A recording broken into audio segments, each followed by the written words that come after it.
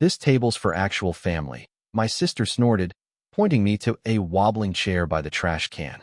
My aunt laughed. My dad just looked away. So I ate in silence, alone, until the $3,500 bill hit the table and the waiter turned to me. I stood up, tossed my napkin, and said, "Charge the ones with the real seats." Then I walked out, while they scrambled for their wallets. I, 32M, never thought a family dinner would become the catalyst for burning every bridge I'd built over 3 decades. But sometimes the universe has a twisted sense of timing. It started with Mom's funeral arrangements.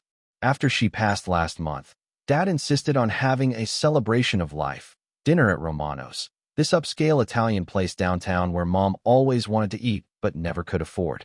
The irony wasn't lost on me. She'd finally get her fancy dinner, just not the way any of us planned. Dad called me 2 weeks before the dinner, his voice shaky as he explained how he wanted the whole family there.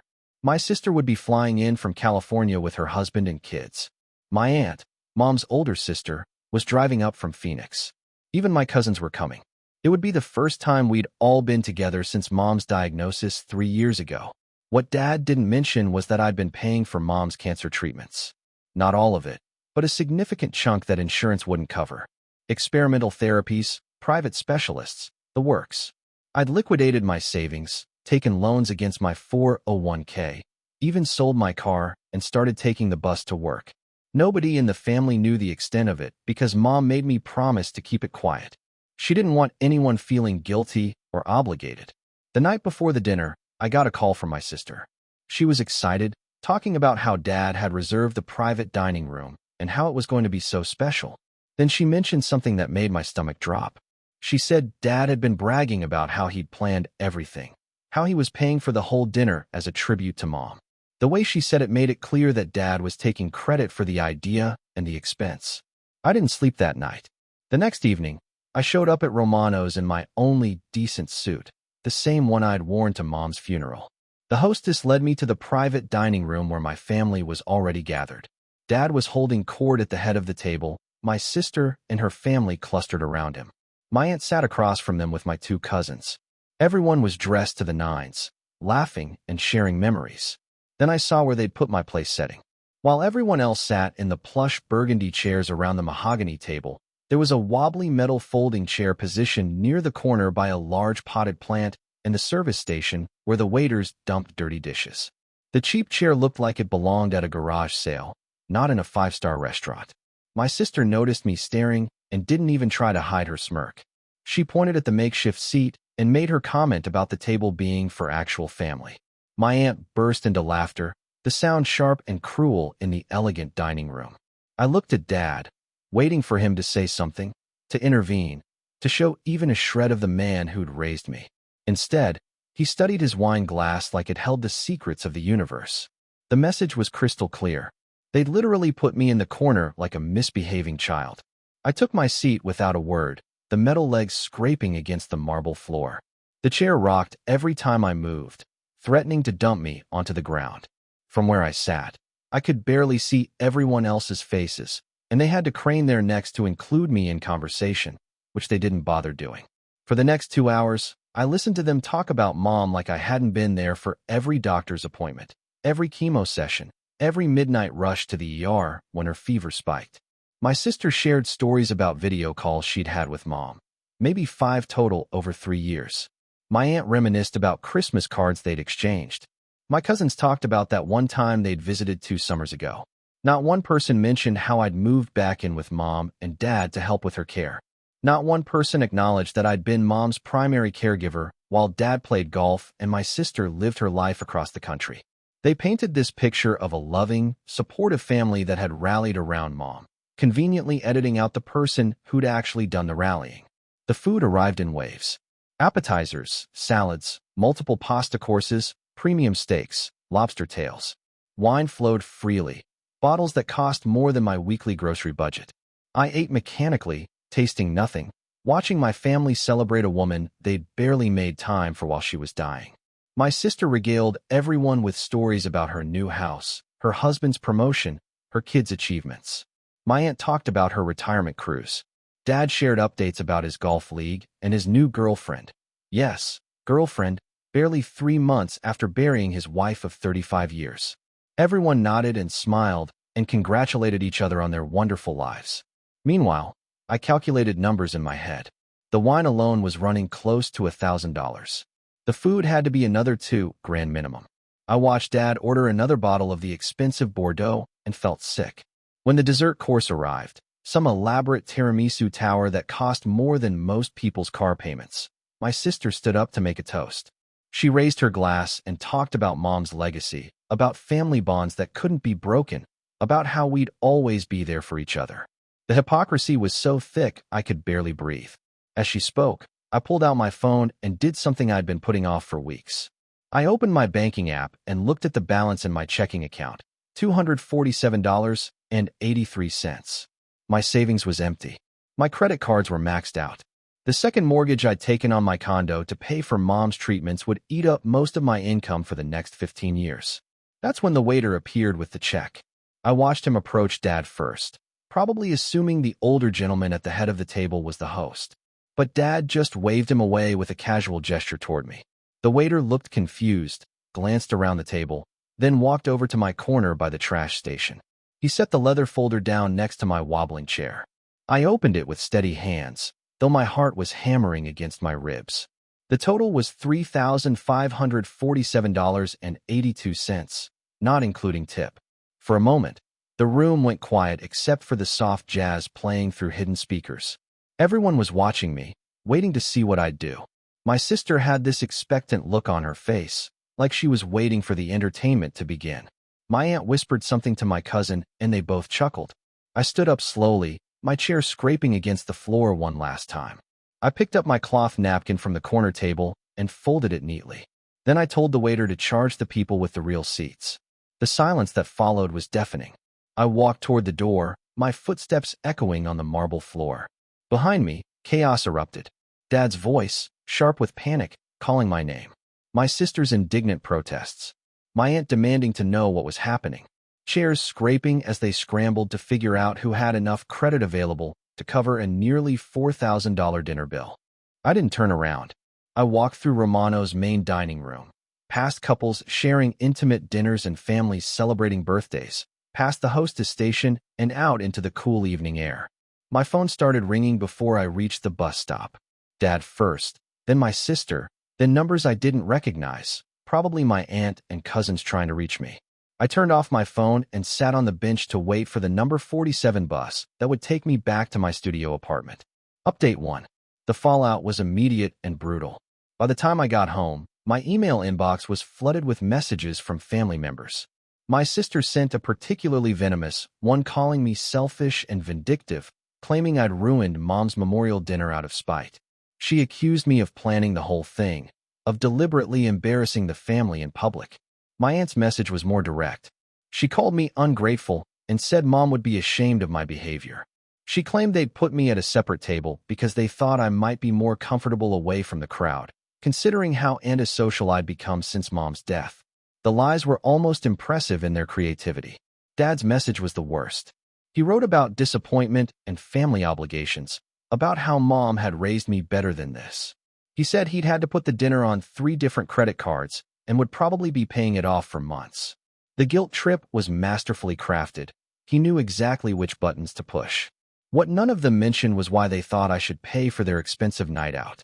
What none of them acknowledged was the financial sacrifice I'd made over the past 3 years. They were angry about being stuck with a bill for one dinner, while I'd been stuck with bills for a lifetime of medical care. I spent the weekend crafting my response. Not to defend myself, I was done with that. Instead, I decided to tell them the truth they'd all been happy to ignore. I sent one email to everyone on the family chain. I laid out the numbers. Every specialist appointment I'd paid for. Every experimental treatment. Every copay. Every deductible. Every time insurance had said no, and I'd said yes anyway. I included receipts, bank statements, loan documents. 3 years of financial records that painted a very clear picture of who had actually been there for Mom. The total was staggering even to me when I added it all up, $127,000. I explained how I'd sold my car, cashed in my retirement accounts, taken out loans against everything I owned. How I'd moved in with them not just to provide care, but because I could no longer afford my own place after paying for mom's treatment. How I'd worked extra shifts and freelance jobs, sending every spare penny to doctors and hospitals and pharmaceutical companies. I told them about the conversations they'd missed, how mom had cried about being a burden, how she'd wanted to stop treatment to avoid bankrupting me, how I'd held her hand and promised her that money didn't matter, that we'd figure it out, that she just needed to focus on getting better. I explained that I'd kept quiet because mom asked me to, because she didn't want anyone else to feel guilty or obligated, because she still believed in the fantasy of a loving, supportive family even when that family couldn't be bothered to visit more than twice a year. Then I got to the real point of my message. I told them about the memorial fund they'd all heard about but never contributed to, the one Dad had set up supposedly to help cover mom's final medical expenses. I'd been quietly funding that too, putting in money I didn't have so Dad wouldn't lose face when people asked about it. I told them about the life insurance policy mom had cashed in to pay bills, the one Dad had been counting on to fund his retirement lifestyle, the one that no longer existed because we'd used every penny just to keep her alive a few months longer. I told them about watching mom worry about money even while she was dying, how she'd tried to ration her pain medication to save costs, how she'd skipped meals so Dad wouldn't have to spend money on groceries. Finally, I told them about the girlfriend Dad had introduced to everyone at dinner, the one he'd been seeing for months before mom died, the one who'd been helping him plan his new life while I sat beside mom's hospital bed, holding her hand through chemo treatments.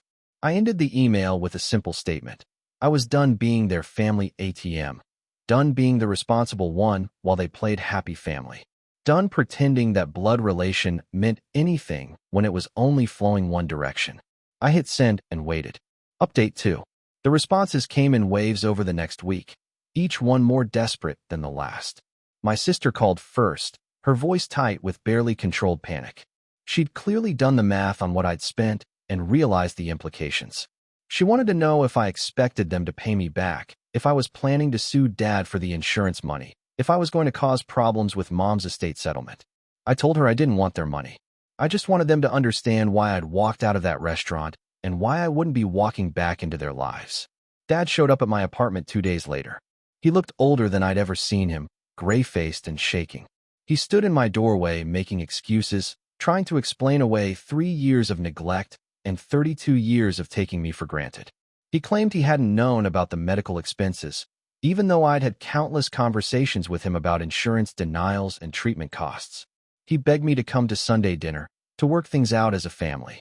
He promised things would be different, that he understood now how much I'd sacrificed. I asked him one question. If he'd known about the money, would he have helped?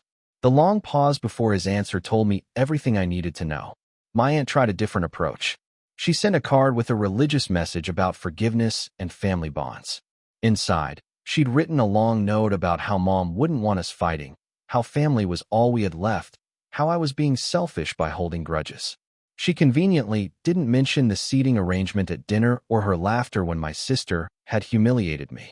My cousins sent a group text asking if we could all meet for coffee and talk things through. They said they understood I was grieving and probably not thinking clearly. They offered to help mediate between Dad and me, to find a way to bring the family back together. I replied with a single word, no. The truth was, I wasn't angry anymore. Anger would have implied that I still cared enough to be hurt by their behavior. What I felt instead was a profound sense of relief. For 3 years, I'd carried the weight of everyone else's expectations and responsibilities. I'd been the dutiful son, the reliable brother, the family member who could always be counted on to step up when things got difficult. And they'd repaid that loyalty by literally putting me in a corner. The final straw came when my sister called to tell me that Dad was struggling financially because of the restaurant bill. She said he might have to sell the house, that he was having trouble making his car payments. She suggested that maybe I could help out, just until he got back on his feet. The audacity was breathtaking. I hung up on her and blocked everyone's numbers. Update 3. 6 months later, I was finally starting to rebuild my life. I'd taken a second job to accelerate paying down my debts, but for the first time in years, I wasn't sending money to anyone else. I'd moved to a better apartment, bought a used car, and started putting a little bit into savings again. I'd also started therapy, something I probably should have done years earlier. My therapist helped me understand that what I'd experienced wasn't just garden-variety family dysfunction. It was financial abuse mixed with emotional manipulation. The way they'd isolated me at dinner wasn't an accident or oversight. It was a deliberate attempt to put me in my place while still expecting me to pay for their lifestyle. The healing process wasn't linear. Some days I missed having a family, missed the illusion of belonging somewhere. Other days I felt angry all over again, thinking about how they'd treated Mom's memory like a party theme while erasing my role in her care. But mostly, I felt free. I'd started dating someone I'd met at work, a nurse who understood about caring for sick family members and the toll it takes. She listened to my story without judgment and helped me see that walking away wasn't abandonment, it was self-preservation. Through her, I'd met other people who'd been through similar situations. Apparently, family financial abuse is more common than anyone talks about.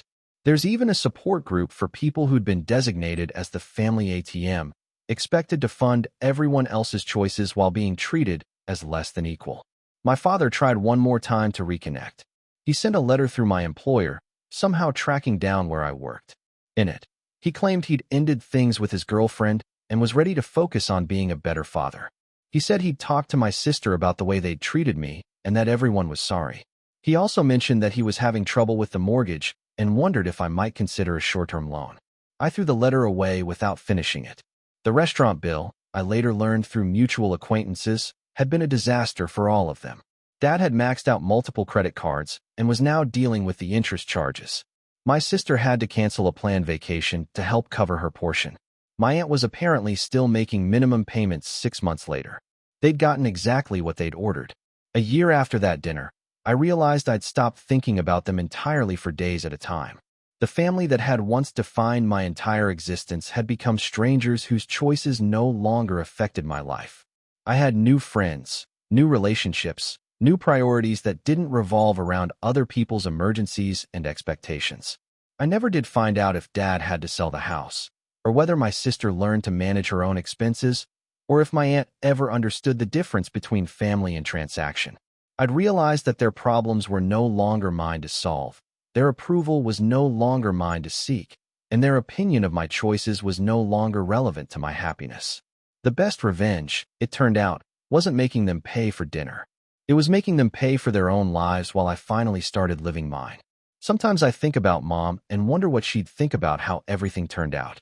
I'd like to believe she'd understand that love isn't supposed to be a one-way transaction, that family isn't supposed to be about keeping score, but that when someone keeps score anyway, you're allowed to add up your own total. I'd like to think she'd be proud that I finally learned to value myself the way I'd valued everyone else. And I'd like to think she'd laugh at the image of them all scrambling for their wallets while I walked out into the night air, finally free to choose my own seat at whatever table I wanted. The check, as they say, was in the mail. But for the first time in my life, it wasn't addressed to me.